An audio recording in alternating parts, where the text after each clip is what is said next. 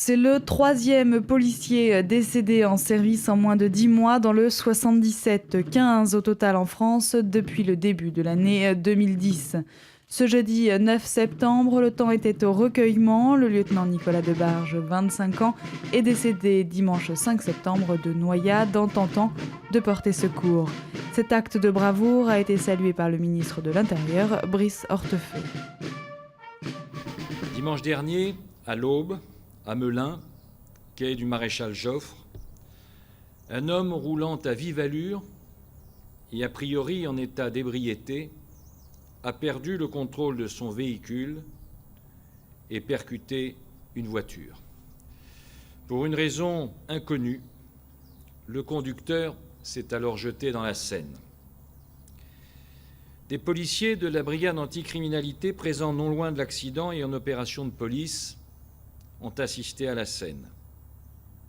L'un d'eux, Nicolas Debarge, n'a pas hésité à immédiatement plonger pour porter secours à l'automobiliste en détresse.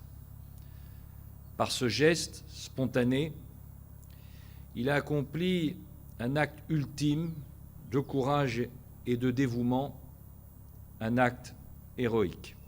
Et je m'incline avec gravité devant lui. Ce jeune policier et pompier volontaire faisait partie de la sécurité publique de Melun-Val-de-Seine. Il a été cité à l'Ordre de la Nation, a reçu les insignes de chevalier dans l'Ordre de la Légion d'honneur, la médaille d'honneur de la police nationale à titre posthume et la médaille d'or pour acte de courage et de dévouement.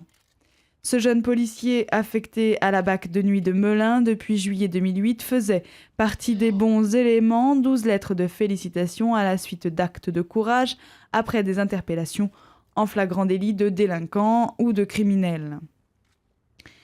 Un homme jeune, pétri d'idéaux, courageux, complet, heureux et entier, a décrit le ministre de l'Intérieur.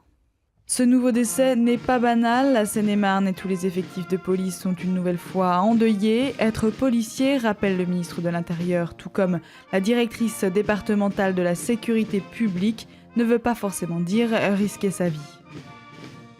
Les effectifs sont abattus parce que c'est une mort, une troisième mort pour nous.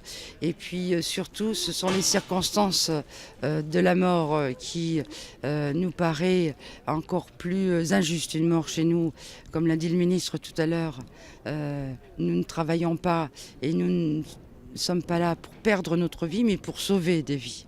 Pour les syndicats, ce nouveau décès remet au devant de la scène la mise en place de peines planchées pour les auteurs d'agressions sur des représentants de l'autorité publique.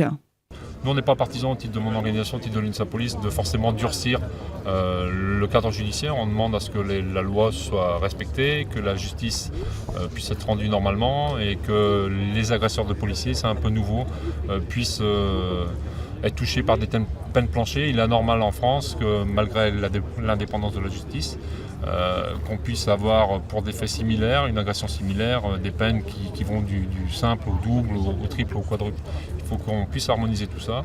Et l'UNSA Police demande à ce que les agresseurs de policiers, de gendarmes puissent être touchés par des peines planchées, des peines minimum, correspondant à l'agression dont ils ont fait preuve en agressant les policiers pour un oui ou pour un non. La cérémonie se termine, tous les visages se crispent d'émotion, le corps du défunt, porté par ses collègues, part à Savigny-le-Temple pour l'inhumation.